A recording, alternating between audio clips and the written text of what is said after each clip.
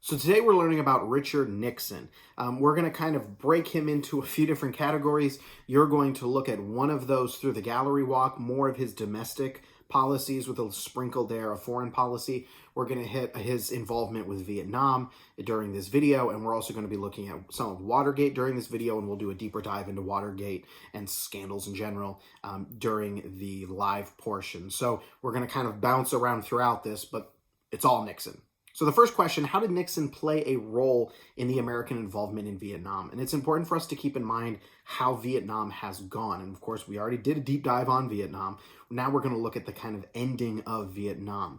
And when Vietnam started, it was us sending advisors, and that's in the early 60s. That starts ramping up, and eventually under LBJ, we're going to be sending full-blown ground troops into Vietnam. And Nixon is elected in 68, which, what a year, on particularly a platform of people don't want us in Vietnam. And so he is very clear, he is going to get our troops out of Vietnam. And the reality is, so the election of 1968, LBJ isn't even running. He straight up is like, no, I'm not going to do that because he wasn't going to win. Nixon is going to win. And remember, Nixon ran in 1960 against JFK, and it was close. I mean, really close. And so here Nixon is running again, and it's not particularly close. Nixon is going to take advantage of the opportunity of a really split Democratic Party and the ability to be an opposition candidate. It's really good if you're running for president, if you can be an opposition candidate where there's a lot of angst on both sides about what an established party has been doing, right? JFK, LBJ, and there were a lot of controversial things that happened throughout the 60s. There is a lot of tension and angst going on, and Richard Nixon is going to be able to tap into that. There is a term here that you'll see more in the gallery walk, but is important, and this is the concept of the silent majority. The silent majority are what Nixon calls his supporters who are, and a lot of this is very dog whistly, and we'll talk about dog whistles a lot, both throughout this unit, but then into Unit 9 as well. A dog whistle essentially is when a candidate or a politician or someone speaks in a way using specific language that communicates one general thing, but is also communicating something different to a different group of their audience. And it's called a dog whistle because I can blow a dog whistle and you don't hear it, but the dog hears it. So is there a way that you can communicate something that taps into something for one audience while maintaining a more innocent approach with the general audience?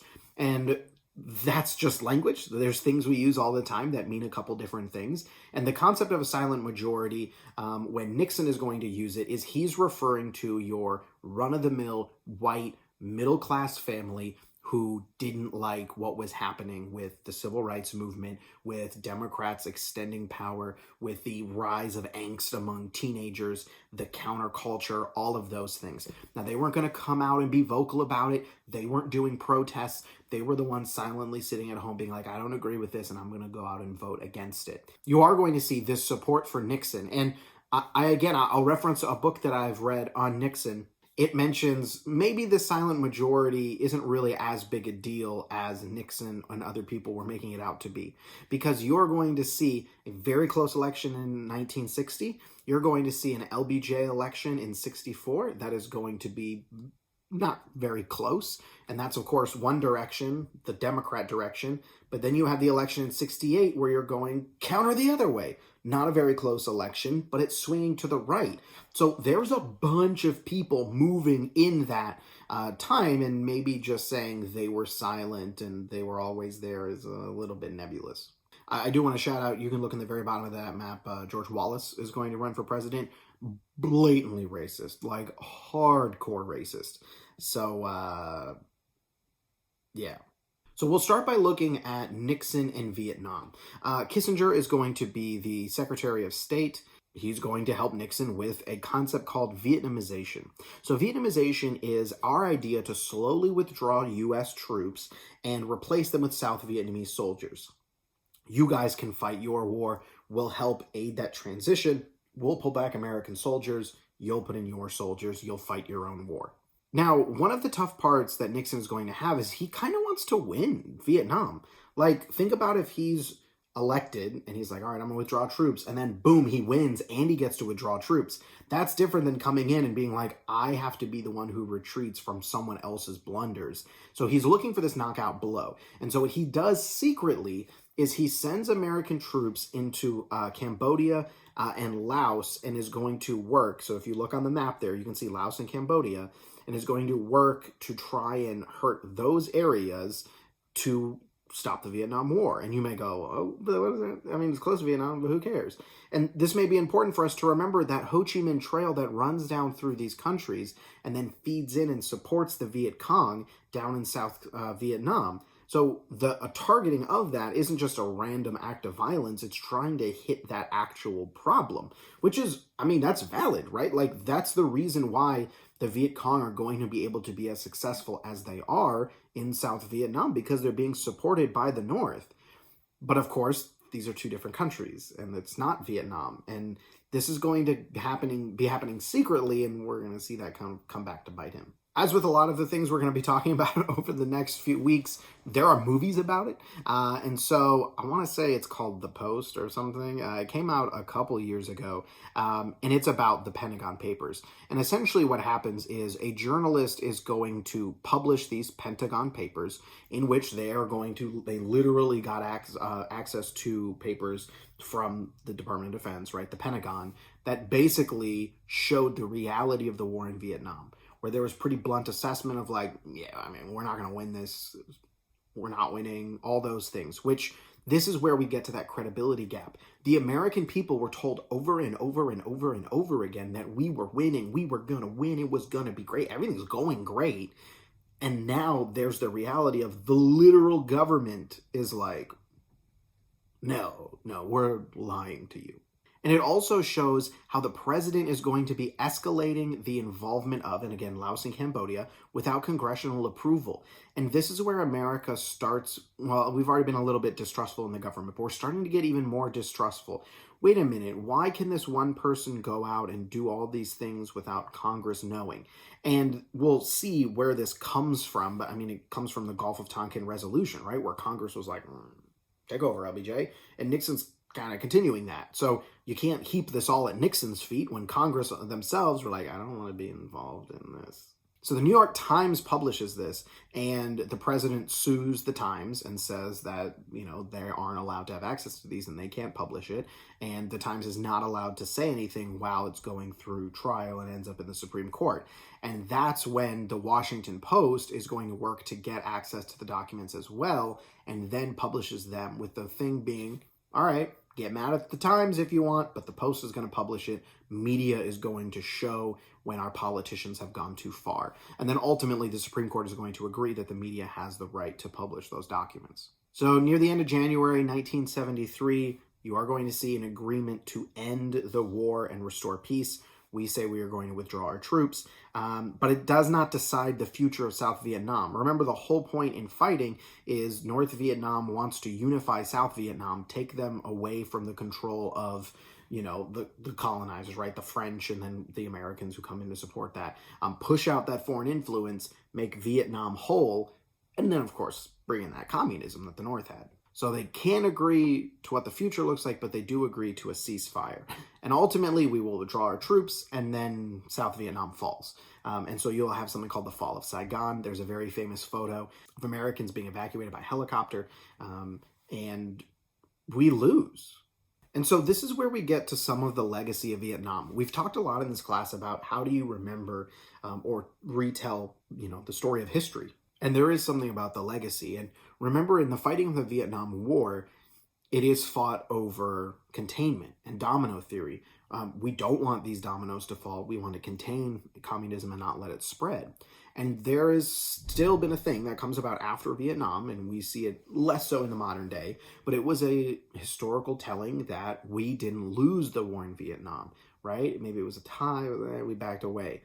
But if we want to look at what our goals were in fighting it, it was to prevent the spread of communism, and we failed that. So we lose that war. The goal of the war was to prevent the spread of communism, and we do not prevent the spread of communism. And you're going to look at this more during the gallery walk, but Nixon is going to enter into a period of détente, where you see a calming of tensions with the Soviets. You're going to see Nixon go to China, which is a huge deal. And when we look at Nixon and we look at Watergate and all of that in a second, and we're like, God, what a terrible guy. And there's a lot of Nixon that you're like, this guy kind of sucks. But if we want to look at why does he get results? Because in the middle of Watergate, that scandal, he's going to win re-election significantly. You go, why would people vote for that? And it's like, well, look at those measurable results that are being accomplished. There is this boogeyman that America was afraid of, and it was, communism, socialism in the whole Cold War and the Soviets, and he helps bring a calm down to that. And that's what people want after the 60s, right? We calm, bring things down. Of course, ultimately, he will be forced to resign because Watergate does get that bad, but we'll get there in a second. I just want to point out the impact of Vietnam, and you can see the Vietnam Memorial in Washington, D.C. This one probably is the furthest back war that you have really been exposed to with individual impact. And that's because the people who fought in that war have been around in your life. And that's probably the furthest back where it's kind of like mainstream for you. There are about 3.3 million soldiers who are going to serve in the Vietnam War. 58,000 are killed, 303,000 are wounded, 15% are diagnosed with post-traumatic stress disorder after the war, and many vets will face hostility when they return to America, and that's from U.S. citizens. Now, I took a Vietnam class when I was in high school, and there were, soldiers who came in and talked about, what they experienced, and there's just so much to that. But one of the main things to walk away from this was how we can be involved in an international conflict and how that can have tremendous impact domestically at home. And we see a little bit of this rinsed and repeated with the wars in Iraq and Afghanistan. A little bit different because they start differently, but you have similar kind of war structures, but then a lot of the backlash on the end of like, well, let's stop. Why are we there? Should we not be there? I don't know if this is a role for us. I don't want soldiers to keep dying. But of course, we don't see the hostility towards soldiers that today that we saw back then. And so it's not perfect, but we do see some of these things still happening. When we're looking politically, the impact of Vietnam is going to be kind of the ending of containment, right? Well, we didn't contain it as communism spread. So that doesn't happen. And Americans, like domestically, right? American citizens become more wary of America being involved in these foreign conflicts. And we're going to see that really kind of sit with Americans through various different presidencies. We'll talk more significantly about it during Ronald Reagan's presidency, but there is a reluctance to actually get involved in these things because we go, I don't know if we need to be doing this.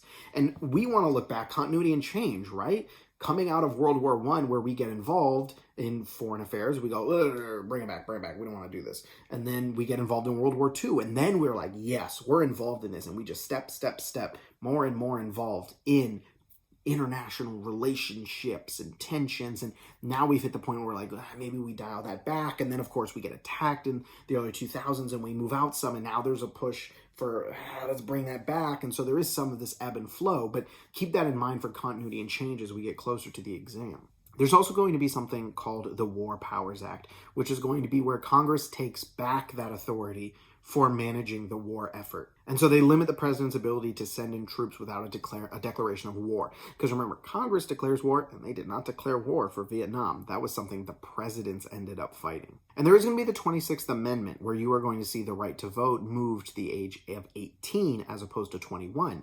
And that's because 18-year-olds were being drafted. Now, you still hear some of these things today. What's the drinking age? 21.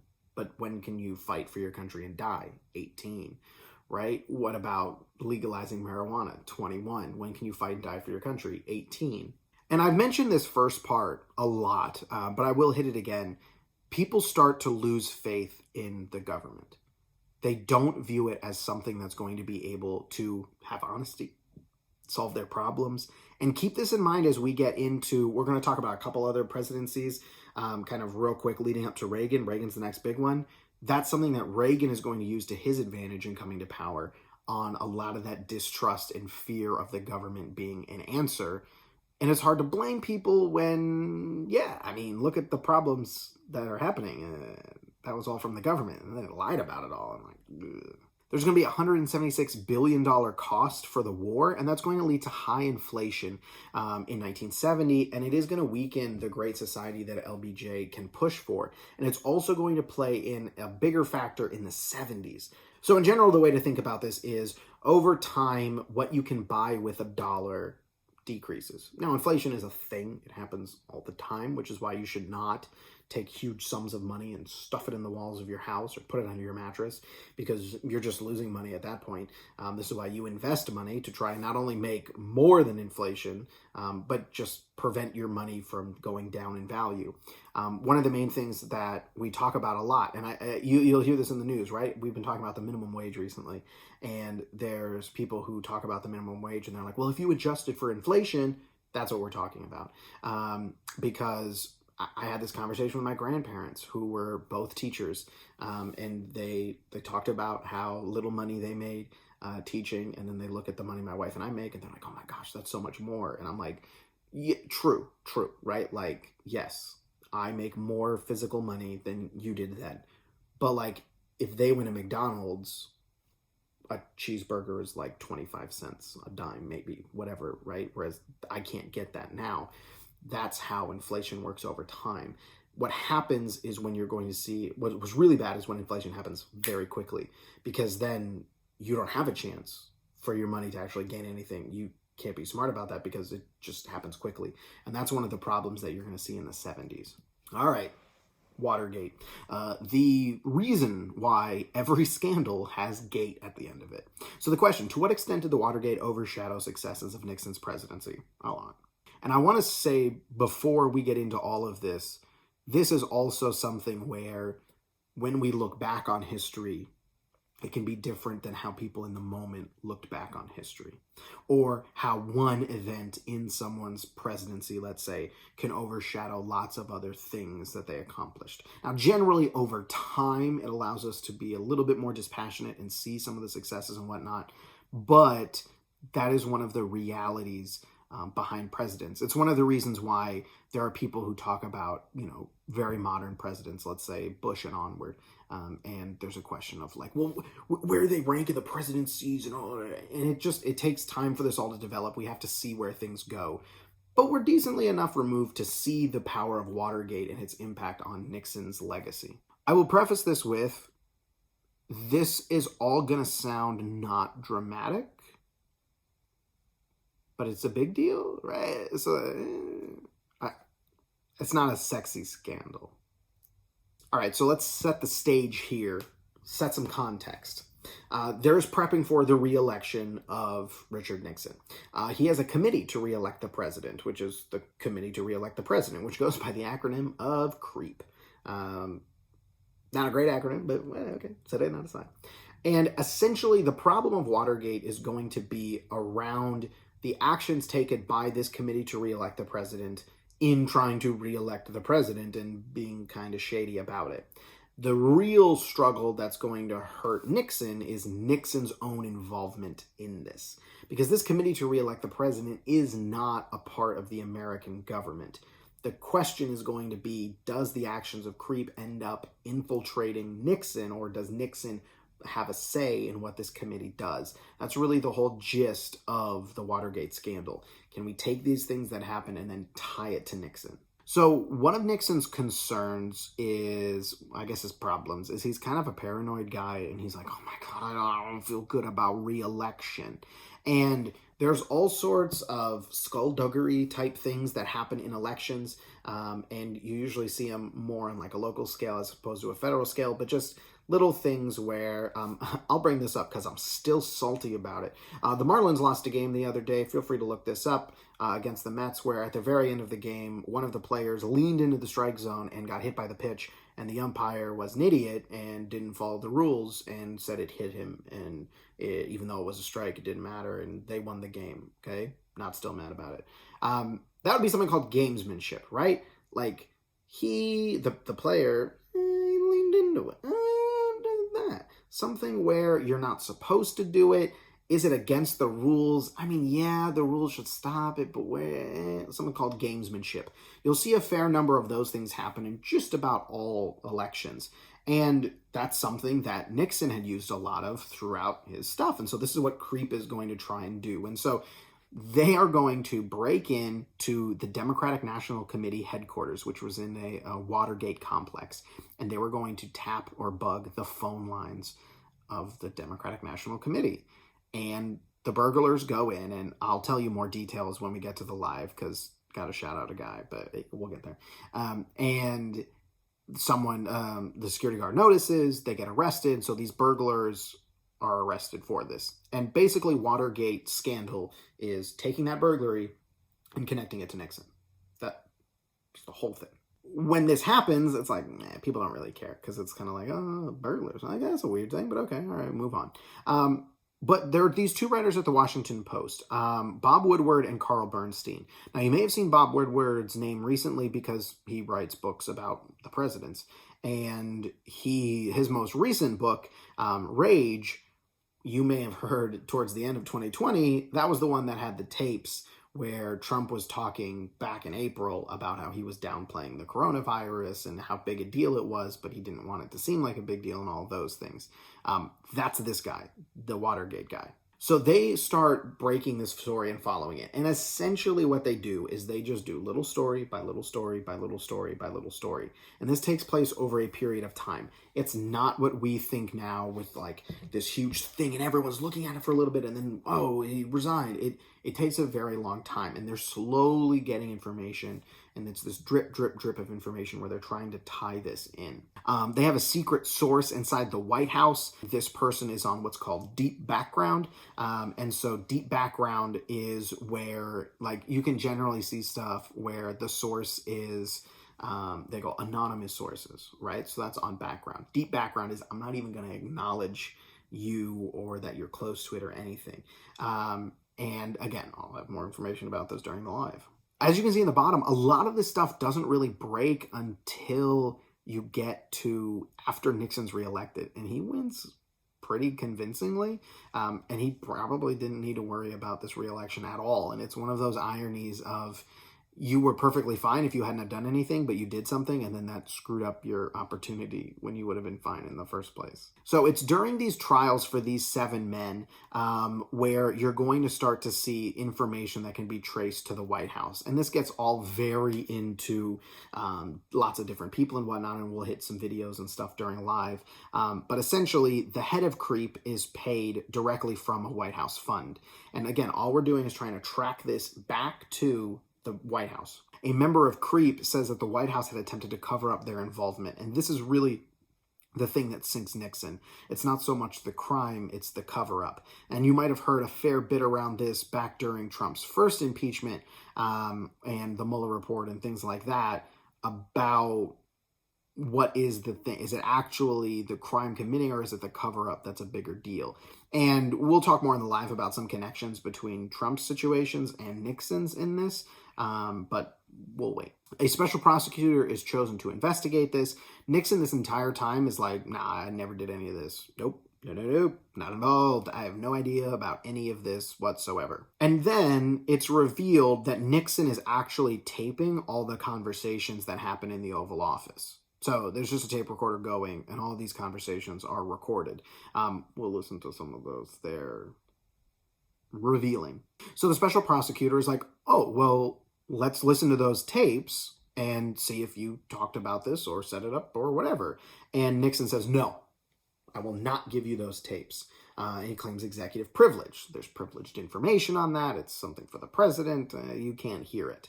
And this is where you kind of get to the core of Watergate. And it's, what about those tapes? So those tapes could be the smoking gun, right? It could directly show that Nixon did this. But there are valid concerns about executive privilege and where does that line, where is it drawn? And we'll get into more detail about this during the live part. But essentially what happens is Nixon goes to court. And the U.S. government sues Nixon. And they say, we are going to enforce the subpoena. You need to turn the tapes over. And it goes to the Supreme Court. And the Supreme Court unanimously says, yes, Nixon, you have to turn those tapes over.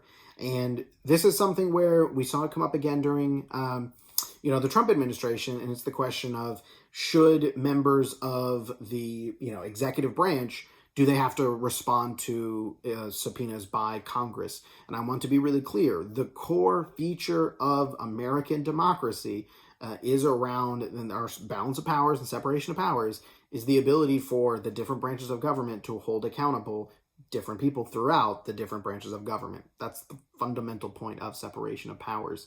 And so Nixon, or people trying to evade that, when we're going to find out Nixon literally, did that. That's a concern, especially if they fall back on, well, but it's privileged, when they could be lying.